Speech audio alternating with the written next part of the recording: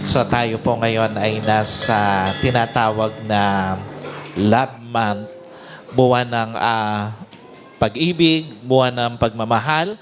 At naniniwala po ako na kung meron man tayong dapat na maging batayan ng pagmamahal, lalo na sa ating mga miyembro ng pamilya, walang iba kundi ang prinsipyo ng salita ng Panginoon. Totoo po ba yan?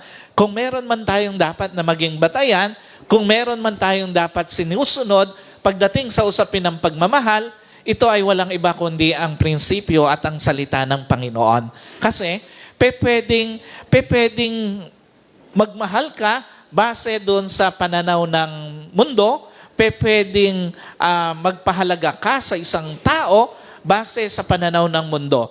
Pero, iba pa rin yung prinsipyo, iba pa rin yung standard pagdating doon sa salita ng Panginoon, pagdating doon sa usapin ng pagmamahal. Lalo na nga, para doon sa mga mag-asawa, ito po ay isang mensahe ng paalala sa mga mag-asawa at mensahe ng paalala para doon sa mga papasok sa pag-aasawa, lalo na doon sa ating mga kabataan, doon sa mga young professional natin na hindi magtatagal papasok sa isang relasyon na dapat malinaw sa kanila yung papasokin nilang relasyon. Alam niyo po, lalo na pagdating doon sa usapin ng katapatan sa asawa, sino po naniniwala, kung meron mang isa sa mga bagay na dapat hindi tinatanggal ng isang tao yung katapatan sa kanyang asawa. Totoo ba yan? Sino naniniwala, kung meron mang isa sa mga pinakamasakit na maipaparamdam sa isang asawa, yung panloloko, yung pagtataksil. Alam niyo po, kahit sa isang mag-boyfriend pa lang, sa mga mag-girlfriend pa lang, masakit na kapag ka napasok ng pagtataksil ang relasyon. Totoo ba yan? Kahit na kayo ay hindi pa pumapasok sa legal na usapin ng pag-aasawa, pwedeng dumating doon sa point na mapasok ng pagtataksil ang isang relasyon. At hindi siya madali sa isang tao. Lalo na nga sa isang mag-asawa na legally binded, physically binded, spiritually binded, and emotionally binded. Kasi nga, pag mag-asawa na kayo, hindi lang kayo basta mag-asawa sa papel, kundi maraming aspeto ng buhay na kayo ay magkaugnay na. Spiritually, physically, emotionally, and legally binded na kayo. Alam niyo po, ayon doon sa ilang mga pag-aaral, lumalabas na iba ang sakit kapag ang dulot ay galing doon sa tinatawag nating infidelity o doon sa pagtataksil. Dahil hindi lang siya biological trauma, kung hindi psychological trauma din ito sa isang tao. Kaya ganun kasakit sa isang tao kapag ka napagtaksilan, pansinin nyo, hindi lang kasi siya biologically, kundi psychologically, nagkakaroon din ng trauma sa isang tao. Yung sakit ng pagtataksil, lumalabas na hindi lang siya heartbreak, kung hindi nagdudulot din ito ng structural injury. Sa nervous system ng isang tao, yung tinatawag na betrayal trauma, nagkakaroon ng tinatawag na post-infidelity stress disorder o yung PISD. So ano ibig sabihin nito? Bakit nagkakaroon ng ganitong klase ng trauma ang isang tao na napagtaksilan? Una, ini-interpret kasi ng utak ang pagtataksil bilang physical pain. Ano yung epekto nito sa isang tao? Although yung pagtataksil, primarily ay isang emotional, social pain, yung part ng utak natin, ina-activate niya dahil doon sa pagtataksil, yung same part ng kapag ka ikaw ay nasasaktan physically. So, kapag ka ang isang tao napagtaksilan, hindi lang yung kanyang emotion ang nasasaktan kasi nga, yung utak natin, ina-activate niya yung same part nito na gaya nung ikaw ay nasaktan physically. So, dito, kaya nga once na natuklasan ng isang tao na pinagtaksilan siya, sinasabi niya na yung pakiramdam niya parang sinaksak siya, parang binugbog siya. Alam niyo po, pinanggagalingan nito, literally, nagkakaroon nyo ng emotional shock bilang physical injury sa isang tao. So kaya nga, hindi siya madali. Kapag ang isang tao niloko, lalo na nung asawa niya, so nakakaramdam siya ng physical and emotional trauma. Ikalawa, nagkakaroon ng mataas na alerto at banta ng panganib sa isipan ng isang taong pinagtaksilan. So once na natuklasan mo na pinagtataksilan ka, natitrigger yung bahagi ng utak mo na may kinalaman doon sa pagkatakot. So magkakaroon ng tinatawag na mode ng fight, freeze, or flight mode. Dahil doon sa takot, isa doon sa karaniwang reaksyon ng taong niloko, ng asawa, na pagtaksilan, lalaban siya. Totoo po ba? Isa sa mga karaniwang nangyayari kapag ka nagkaroon ng usapin ng infidelity sa mag-asawa, ang isa sa mga nagiging reaksyon, lalaban siya. Lalaban siya doon sa taong nagtaksil sa kanya, lalaban siya doon sa mga naging instrumento, bakit siya napagtaksilan. At isa pa, doon sa mga nagiging mode pagka ang isang tao napagtaksilan, hindi lang yung lalaban siya, kung hindi yung lalayo siya. Alam niyo po, isa sa mga nagiging reaksyon ng isang tao na napagtaksilan, bukod sa lalaban siya, lalayo na lang siya. Bakit siya lalayo? Kasi nga, lalo na sa mga babae, pag natuklasan ng niloloko siya ng asawa, ang ginagawa niya, bumabalik siya doon sa kanilang tahanan. Bakit siya bumabalik doon? Para ba maghanap ng kakampi? Para ba maghanap ng mapagsasabihan ng sama ng loob? No. Ang nawala kasi sa kanya ay yung sense of security. Kaya doon sa pagbabalik niya doon sa kanilang dating tahanan, ang hinahanap niya na maramdaman uli ay yung sense of security. So doon sa pagbabalik niya, nararamdaman niya na dito sa lugar na ito, yung tinanggal sa akin na sense of security dahil sa pagtataksil sa akin, nararamdaman niya uli. So, dahil doon sa karaniwang takot o isa yon sa mga karaniwang nararanasan ng isang tao na napagtaksilan. And at the same time, alam niyo po, ang isang tao, dahil doon sa dahil doon sa pagtataksil sa kanya, hindi lang basta lumalaban ang kanyang reaksyon, hindi lang basta lumalayo, kung hindi nakakaranas din siya ng panic attack. Pansinin niyo yung mga napagtaksilan ng asawa. Hindi lang siya basta ang kanyang reaksyon, lalaban, hindi lang siya basta lalayo, yung iba nagkakaroon ng panic attack. Ito yung matinding panginginig ng katawan dahil doon sa pakiramdam na pagka wala yung asawa mo, iniisip mo, baka kasama na naman niya yung kanyang other woman o yung kanyang kabit. So, nagkakaroon ng ganitong reaction sa isang tao.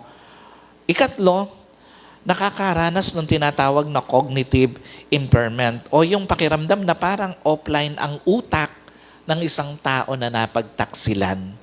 Pansinin nyo, yung isang tao na napagtaksilan, laging natutulala, laging iniisip o hirap mag-concentrate kahit doon sa maliit na bagay, hirap magdesisyon kahit doon sa mga maliliit na bagay. Yung bang dati, ang simpleng-simple lang sa kanya na gawin, pero this time, dahil meron siyang na-experience na hindi naman niya dapat ma-experience, nakakaranas siya ng parang nagkakaroon ng offline doon sa kanyang utak. Yung bang humihinto, yung kakayanan niya na mag-isip, humihinto yung kakayanan niya na magdesisyon, humihinto yung kakayanan niya na gawin yung dapat niyang gawin. Kasi nga, iyon ay resulta, hindi dahil ginusto niya, resulta to, natural na resulta ng utak ng isang tao. So pang-apat, nakakaranas ng tinatawag na hippocampus o parang huminto sa nakaraang panahon ang buhay o yung buhay ng isang tao na pinagtaksilan. Nagkakaroon na matinding flashback sa kanya yung nangyaring pagtataksil. Pansinin niyo, kung nalaman mo ang pagtataksil doon sa pamamagitan ng isang phone call, every time na magri-ring ang phone mo, may bumabalik na takot sa'yo. Iyon ang ibig sabihin na parang humihinto doon sa nakaraan panahon ng pinagtaksilan ka, yung panahon ng buhay mo.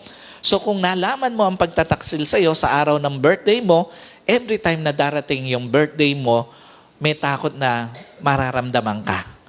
At kung nalaman mo yung pagtataksil sa iyo habang nakasakay ka sa kotse o sa isang sasakyan, every time na sasakay ka doon, may mararamdaman kang takot. So, ganong kalalim yung sugat na dinadala ng isang tao sa isang tao na napagtaksilan. So, ganong katindi yung trauma na dinadala sa isang napagtaksilan na para bang yung nangyari sa nakaraan, nangyayari ngayon sa panahon mo o doon sa kasalukuyang panahon ng buhay mo. At ganong kahirap sa isang asawa, lalo na sa isang babae na niloko ng kanyang asawa. Now, ang tanong dito, bakit nga ba may mga asawa naghahanapan ng iba? Nangyayari po ba ito sa maraming mga tahanan? Nangyayari ba ito sa maraming mga relasyon, sa maraming mga marriage? Alam niyo po ang unang dahilan? They were just plain and simple narcissistic and choose to be unfaithful. Totoo ba may mga asawa na natural na lang nataksil? May mga asawa, walang kadahi-dahilan, nagloloko. Yung bang ang bait-bait ng asawa, ang ganda-ganda ng asawa, napaka-ideal, pero nakukuha pa rin mangloko. Simply because they were simple narcissistic or they were sinful na napaka-unfaithful. Alam niyo po, may mga asawa sa kabila ng kabutihan ng kanilang asawa, nagtatrabaho yung asawa sa ibang bansa, nagpapakahirap, pero dito, nagloloko yung iniwang asawa. At sino po naniniwala? Wala naman talagang dinisenyo ang Diyos na taksil. Totoo ba yan? Wala namang tao na nung ipinanganak siya, may tatak na siya ng pagiging taksil. No, walang ganon. Walang dinisenyo ang Diyos na tao na nung dumating sa mundo ay taksil na. Alam niyo po, walang asawa ang pwedeng magdahilan na iyon na siya o taksil na siya, kaya tanggapin na lang siya ng asawa niya na ganon. No. Alam niyo po, ano pinapakita nito? Una, lahat ng panloloko sa asawa, bunga to ng pagiging makasarili. Totoo ba yan? Hindi ka naman magtataksil sa asawa mo kung hindi ka makasarili. Hindi mo lolokohin yung taong ibinigay ng Diyos sa iyo kung hindi ka makasarili. Alam niyo po, lahat ng naglokong asawa, sarili mo na inisip bago asawa at bago ang pamilya. Lahat ng naglokong asawa, sariling kaligayahan muna inisip bago kaligayahan ng asawa, kaligayahan ng mga anak, kaligayahan ng kanyang pamilya. At lahat ng naglokong asawa, sariling kapakanan muna ang inisip bago kapakanan ng asawa, kapakanan ng pamilya, at ng kanyang mga anak. Ano ibig sabihin nito? Hindi mo naman lolokohin again ang asawa mo kung iniisip mo yung kapakanan niya.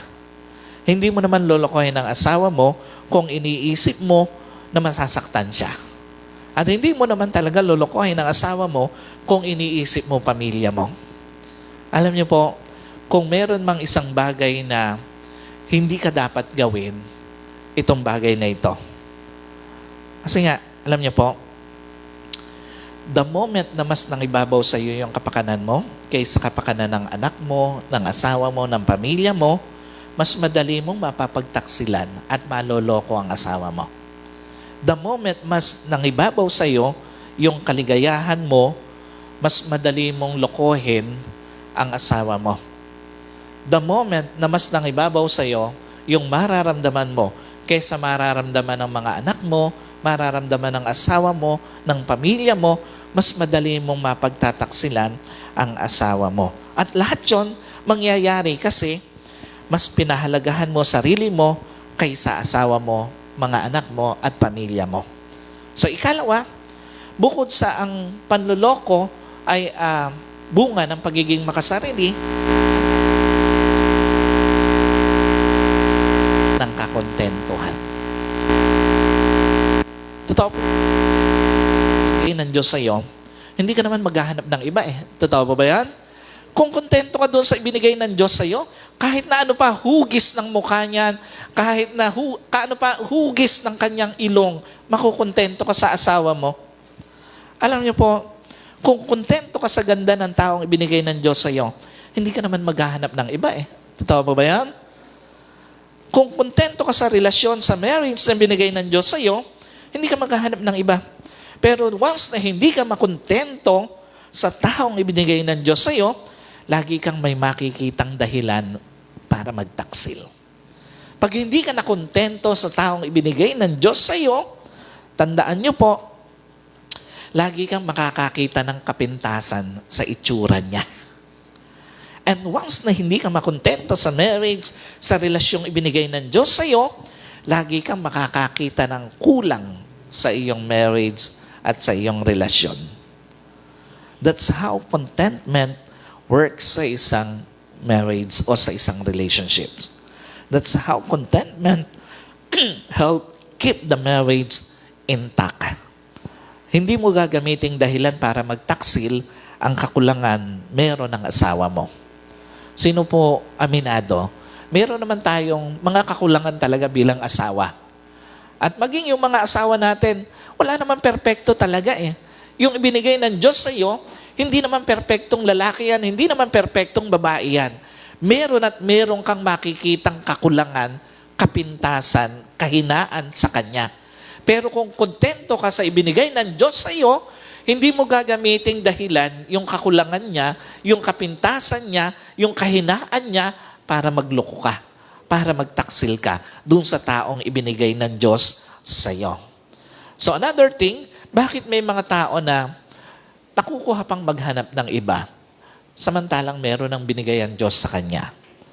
Ikalawa, they fail to enjoy life with their spouse. Totoo ba isa sa mga dahilan bakit may mga nagtataksil, naghahanapan ng iba dahil hindi naman na-enjoy ang buhay kasama yung asawa? Alam niyo po, hindi ka naman talaga maghahanap ng iba pag natutunan mong enjoy ang buhay kasama ang asawa, ang taong ibinigay ng Diyos sa iyo. Sino po naniniwala?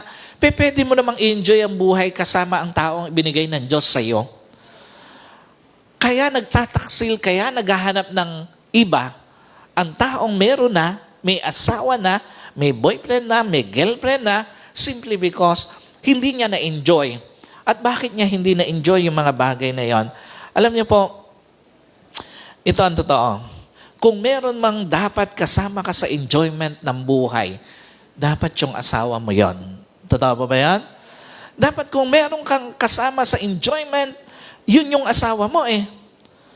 Kung may asawa ka na, hindi dapat na mas enjoy ka pang kasama ang barkada mo. Tandaan niyo po, doon sa mga may asawa na, kung may asawa ka na, hindi dapat na mas enjoy ka pang kasama ang ibang tao. At kung may asawa ka na, hindi dapat na mas enjoy ka pang kasama ang ibang babae. What does it mean? Una, isang mukha ng pagdisrespect sa asawa na mas masaya ka pang kasama ang iba kaysa asawa mo. Alam niyo po, pag hindi ka nagiging masaya kasama ang asawa mo at mas masaya ka pa sa piling ng iba, isang mukha ito ng pagdisrespect. Isang mukha ng pagpapakita na hindi mo nire-respeto ang asawa mo. Alam niyo po, kawalan ng respeto sa asawa, yung ang saya-saya mong kasama yung barkada mo, pero ang lungkot-lungkot mo pagka ang katabi mo asawa mo. Alam niyo po, isang kawalan ng respeto sa asawa, yung excited kang kasama yung mga kamag-anak mo, pero pagka ang asawa mo, ang kasama mo, parang lagi kang mahal na araw. Alam niyo po, kawalan ng respeto sa asawa yon, yung bigay todo ka na makasama ang iba, pero pagdating sa asawa mo, wala kang maibigay. Ano pinapakita nito? Mali at hindi makatao yung pagpaparamdam na mas masaya ka pa na kasama ang iba kaysa asawa mo. Mali at hindi makatao yung pagpaparamdam na mas excited ka pa, mas gusto mo pang kasama ang iba kaysa sa asawa mo. Ikalawa, isang pintuan ng paglalayo, yung mas masaya ka pang kasama ang iba kaysa asawa mo. Tandaan niyo po, pintuan ng paglalayo, yung mas masaya ka pa kapag kakasama mo yung iba kaysa sa asawa mo, ang kasama mo. Kasi nga, yung mas masaya ka pang kasama ang iba kaysa asawa mo, never stop on the issue of enjoyment and companionship. Ano ibig sabihin nito? Pag pinaparamdam mo sa asawa mo na mas enjoy ka pang kasama barkada mo kaysa sa kanya, pinupuno mo kalooban ng asawa mo ng emotional baggage. Napupuno ito ng emotional baggage o ng bigat sa kalooban. Pag pinaparamdam mo sa asawa mo na mas enjoy ka pang kasama mga kamag-anak mo kaysa kanya, pinupuno mo ng hinanakit ang puso ng asawa mo. At pag pinaparamdam mo sa asawa mo na mas enjoy ka pang kasama ibang babae kaysa kanya, pinupuno mo ng takot ang puso ng asawa mo. So ano ibig sabihin nito? Huwag na ba tayong umalis sa tabi ng ating asawa? No. Ang ibig sabihin lang nito, dapat ang pinaparamdam mo sa asawa mo, mas hinahanap mo siya kaysa ibang tao. Mas masaya ka pagkakasama mo siya. Next week po, yung continuation ng series na ito, ipapakita sa atin ng Panginoon bakit dapat mong piliin lagi ang asawa mo. Sino po naniniwala dapat laging pinipili ang asawa? Salamat. Alam niyo po, again, napaka-importante na yung pagsama sa asawa, this is not about an issue of enjoyment and companionship. Meron siyang mas malalim na dahilan bakit dapat mas masaya kang kasama siya. Bakit may mga tao na naghahanap pa ng iba samantalang may ibinigay na ang Diyos sa kanya. They fail to realize that having other women, especially sa mga lalaki, do not add importance, instead add shame. Totoo po ba? Hindi naman kailanman magiging karangal-rangal yung magkaroon ka ng babae sa buhay. Totoo po ba yan? Yung magkaroon ka ng other woman. Kahit kailan, hindi naman ito nakapagdagdag ng dangal sa isang tao. Hindi naman ito nakapagdagdag ng galang kung hindi naman mas galang.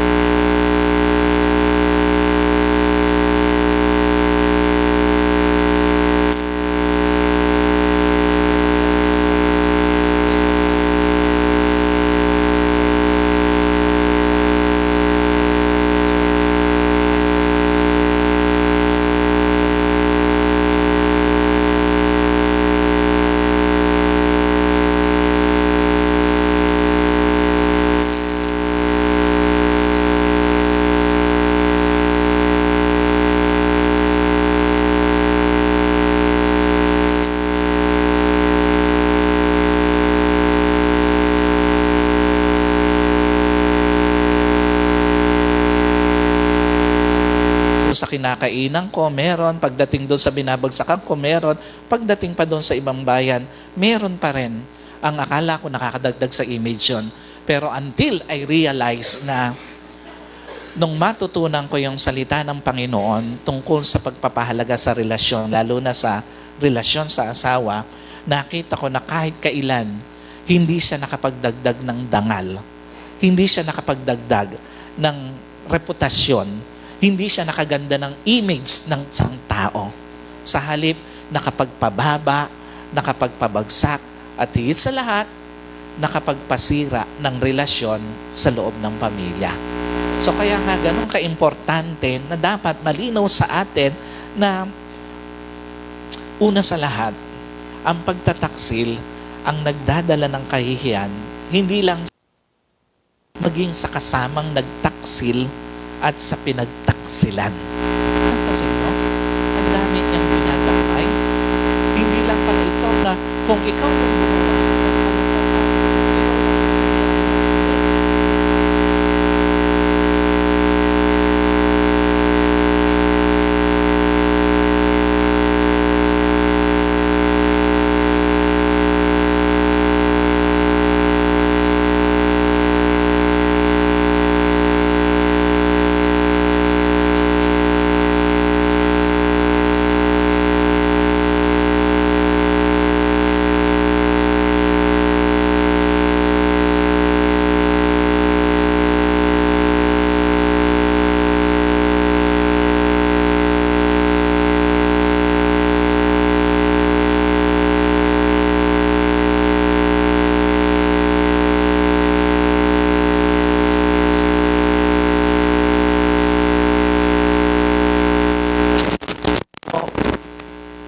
Ano pinapakita pa nito?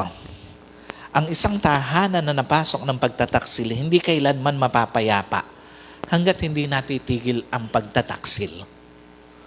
At ang isang pamilya na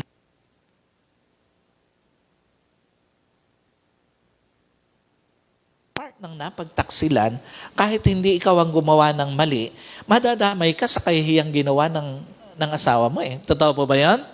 Yung paglabas mo ng bahay, hindi naman ikaw yung nagtaksil, pero yung nakakaalam doon sa ginawa ng asawa mo, kasama ka sa pinag-uusapan.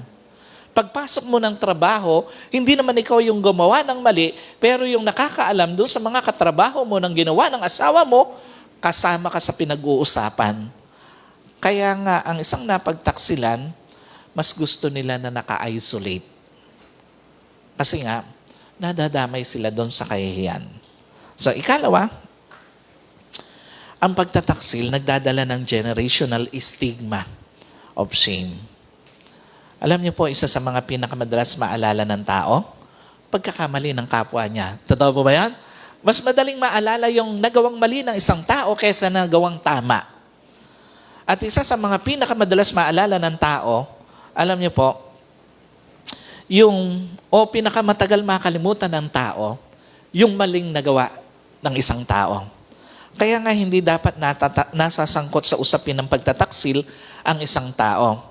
Kasi nga, yung asawa mo, nadamay lang doon sa kalokohang ginawa mo, yung mga anak mo, yung mga apo mo, nadamay lang doon sa kalokohang ginawa mo, ikaw na gumawa ng mali, naka-move on ka na, pero yung pamilya mo na nadamay sa ginawa mo sa mahabang panahon, bit-bit pa rin nila yung epekto ng maling ginawa mo. So kaya nga ganun ka-importante na laging piliin ang maging tapat sa asawa. Gaya po ng paalala ng ating pong verse for this morning, sabi dito sa Malakay chapter 2 verse 15, "Has not the one God made you? You belong to Him in body and in spirit, and what does the one God seek? Godly offspring. So be on your guard and do not be unfaithful to the wife of your youth."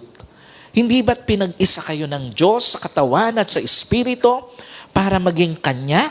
At bakit niya kayo pinag-isa? Sapagkat gusto niyang magkaroon kayo ng mga anak na maka-Diyos, kaya't siguraduhin ninyo na hindi kayo magtataksil sa babaeng pinakasalan ninyo ng inyong kabataan. Now, the question is, paano ba mananatiling tapat? Lalo na sa babaeng pinakasalan. Alam niyo po, to remain faithful, husband to your wife, you have to understand that faithfulness requires contentment or commitment. Alam niyo po, yung commitment, pagdating sa usapin ng asawa, sobrang importante. Kasi nga, gaya nung madalas na paalala ko po, yung asawang tapat sa'yo ngayon, pwedeng bukas o pwedeng mamaya lang, pwedeng hindi maging tapat sa'yo. Kaya nga ganun ka-importante na yung katapatan sa asawa, commitment siya. Hindi siya basta emotional or damdamin lang. Hindi siya basta dapat emotion lang. Ang ating katapatan, yung faithfulness sa ating marriage, sa ating asawa, sa ating pamilya, dapat nakabase siya hindi sa emotion mo, kundi sa commitment mo. Kasi nga, ano ibig sabihin nito? Una, mabilis magbago. Mabilis mawala ang emotion. Totoo ba yan? Sino naniniwala? Ang daling magbago ng emotion. Unlike commitment na intentional mong gagawin, alam niyo po, ang daling magbago ng emotion ng damdamin ng tao. Kahit asawa mo pa. Yung asawang gustong-gusto mo ng unang pagkikita nyo, pwede ngayon nababawasan na yon. Totoo po ba yan? Pwedeng yung ang hangang-hanga ka doon sa ganda niya, doon sa itsura niya, nung unang mga panahon ng pagsasama nyo, pero pwedeng magbago yung pagtingin na yon. Yung asawang lagi mong kinasasabi kang makita nung mga unang taon nyo, pwede ngayon tinataguan mo na. Yung asawang ayaw na ayaw mong pinag-aalala nung bago o nung bago-bago kayo, pwede ngayon napatanda mo na sa pag-aalala sa'yo. At lahat yung posibleng mangyari dahil nagbabago ang emotion at damdamin ng isang tao, again, kahit asawa mo pa. Pero kung ang relasyon, nakabalot siya sa commitment, kahit hindi na siya kaibig-ibig, iibigin mo pa rin. Totoo ba yan? Pag yung commitment o yung relasyon nyo, yung marriage nyo, balot siya ng commitment, kahit hindi na siya kaibig-ibig, iibigin mo pa rin dahil committed ka sa Kanya. Kahit hindi na siya kauna-unawa, uunawain mo pa rin siya dahil committed ka sa Kanya. At kahit hindi na siya katanggap-tanggap, tatanggapin mo pa rin siya dahil committed ka sa Kanya. Hindi mo siya ipagpapalit sa iba. Hindi ka magtataksil kasi committed ka sa Kanya. Kasi nga, tandaan niyo po, ito ang realidad sa marriage. Hindi lahat ng oras kaibig-ibig ang gagawin ng asawa mo. Totoo ba yan? Sino aminado? Hindi lahat ng oras, yung ginawa ng asawa mo, katuwa-tuwa, kaibig-ibig. May mga pagkakataon, hindi kaibig-ibig yung kanyang ginawa. Ito ang isa sa mga realidad pagdating sa usapin ng marriage. Hindi lahat ng sasabihin ng asawa mo katanggap-tanggap. At ito yung isa sa mga reality pagdating sa usapin ng marriage.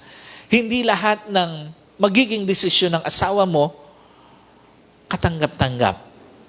Pero dahil committed ka sa Kanya, lahat yon tatanggapin mo. Ang antidote sa lahat ng yon, yung commitment mo sa Kanya. So, ganun ka-importante na laging mas mangibabaw ang commitment kaysa emotion pagdating sa marriage at sa relasyon. Ikalawa,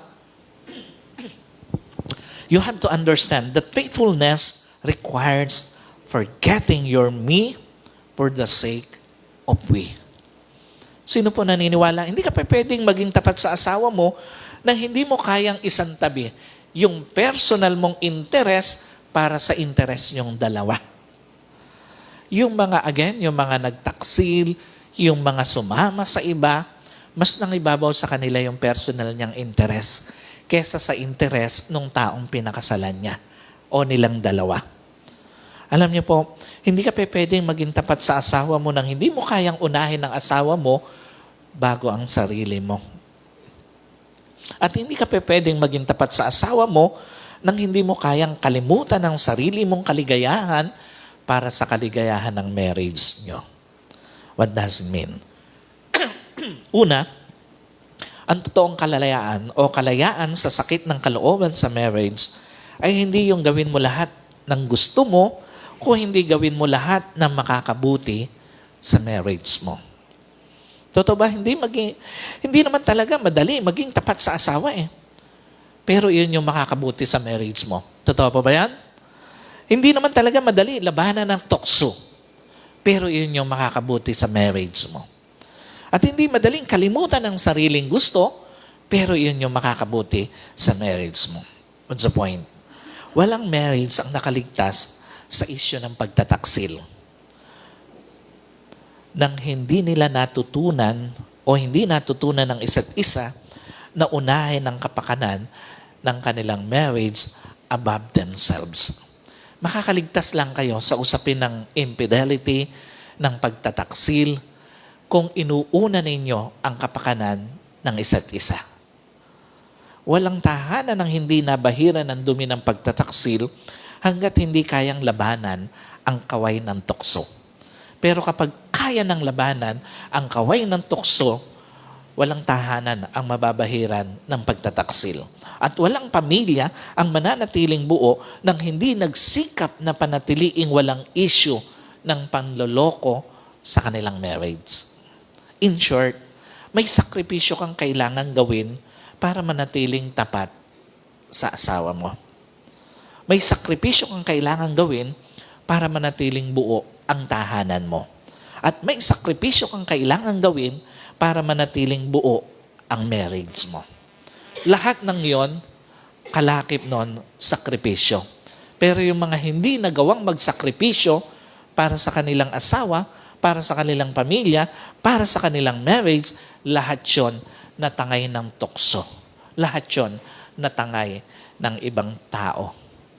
And finally, para mapanatili ang katapatan, lalo na ng isang lalaki, you have to understand that faithfulness requires clear boundaries. Sino po naniniwala?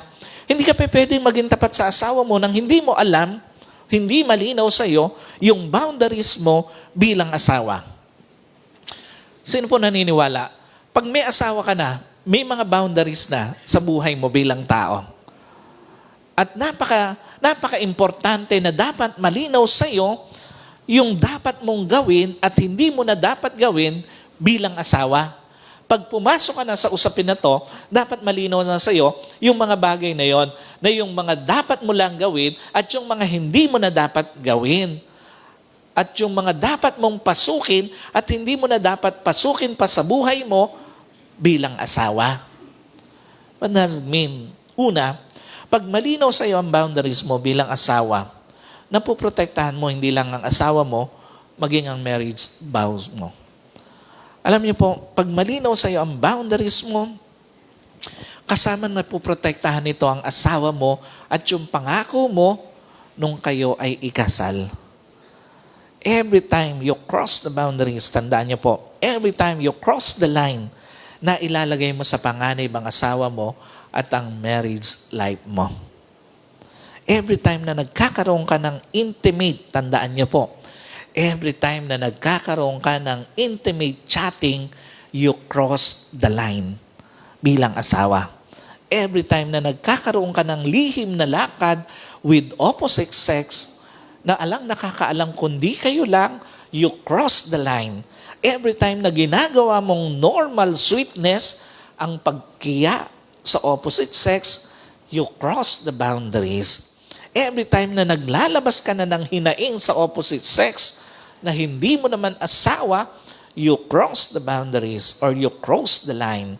Every time na nagsisimula ka ng magsikreto sa asawa mo, nagtatago ng mga chat, nagtatago ng mga text, nagtatago ng maraming bagay, you cross the line. Alam niyo po, pag may asawa ka na, dapat wala nang mga sweetness na tinatawag sa opposite sex. Lalo na hindi mo naman asawa, katrabaho mo lang, kaibigan, kakilala, pero kung makakiya ka, mas makiya ka pa kesa sa asawa mo, you cross the boundaries at hindi siya magandang tingnan. Totoo po ba yan? Hindi magandang tingnan yon. May asawa ka, tapos kung makakiya ka sa isang babae, ay gano'n na lang. Kung makaakbay ka, kung makayakap ka, you cross the boundaries bilang isang taong may asawa. So ikalawa, pag malinaw sa iyo ang boundaries mo bilang asawa, babantayan mo lagi ang puso mo. Alam niyo po, totoo ba, pwedeng mukha kang faithful, but inside your heart, may nangyayari ng pagtataksil. Totoo ba yan? Yung mukha kang faithful, pero ang totoo, sa loob niyan, may pagtataksil kang ginagawa. What's the point? Pag sa puso mo, mas masaya ka nang iniisip ang ibang babae na hindi mo asawa, you cross the boundaries. Pag sa puso mo, mas sabik ka nang makausap, makasama ang ibang babae na hindi mo asawa, you cross the line. Pag sa puso mo, mas marami ka pang nakikitang maganda sa ibang babae kaysa sa asawa mo, you cross the line. Kaya nga, you have to guard your heart. Dahil pwedeng mukha kang faithful, but inside your heart, unfaithful ka na pala. Nakakakumit ka na pala ng pagtataksil o ng infidelity. So church, couples, sa mga mag-asawa na, sa mga papasok pa lang sa pag-aasawa, lagi mong tatandaan, next to God, ang relasyon mo sa iyong asawa, ang pinakamahalagang relasyon mo sa buhay na ito. Kaya nga sa hinagap, Hindi mo dapat maisip na pagtaksilan ang ibinigay ng Diyos sa iyo na asawa. At again, magagawa mo lang na manatiling tapat sa iyong asawa kung magiging malinaw sa iyo ng katapatan, laging sinasangkapan ng commitment. Ang katapatan, nangangailangan ng paglimot sa sarili para sa kapakanan ng iyong asawa at ng iyong relasyon. At ang katapatan, laging nangangailangan ng malinaw na boundaries. Huwag nang pasukin yung mga hindi na dapat pasukin. Huwag nang gawin yung mga hindi na dapat gawin dahil meron ka ng asawa. Again, ang asawa ay hindi lang isang personalidad na kukumpleto sa iyo, kundi siya ay regalong mula sa Diyos na dapat iniingatan at pinapahalagahan. Sino po naniniwala? Malaking biyaya ng Diyos na buo ang pamilya mo. Malaking biyaya ng Diyos na hanggang ngayon kasama pa o kasama mo pa yung taong binigay ng Diyos sa iyo. Alam niyo po,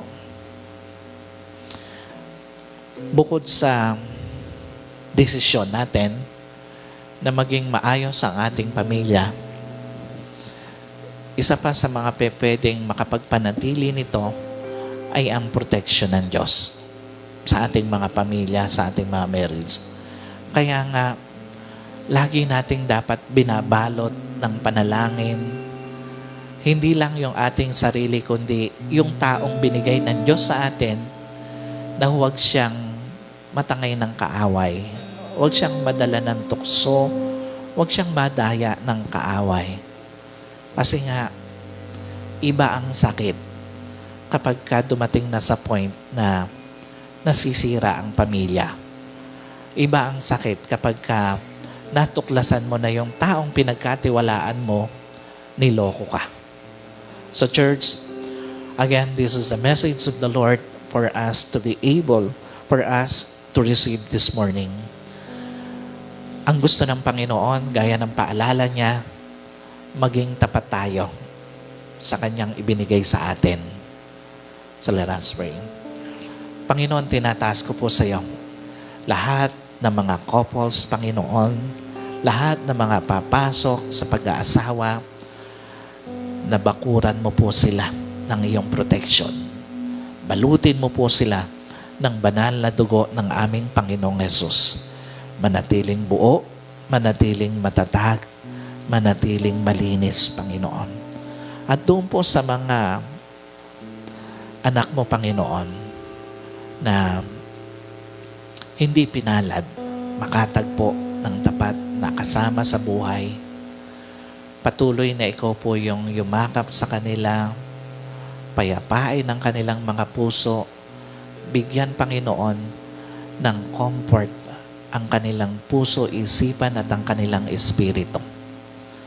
Naniniwala po kami, Panginoon, hindi man sila pinalad sa kanilang pinili na tao, kaya mo pa rin bigyan ng kapayapaan ang kanilang puso. Kaya mo pa rin gamutin ang kanilang mga sugat. Kaya mo pa rin, Panginoon, na iparamdam sa kanila na may isang Diyos na hindi kailanman mangiiwan, hindi tatalikod sa kanila. Salamat po. Muli, mula dito sa physical service hanggang sa mga nasa online service, ipaparanas mo po, Panginoon, ang katugunan sa dalangin ito ng iyong abang lingkod. Sa pangalan po ng aming Panginoong Hesus. Amen and Amen. God bless you.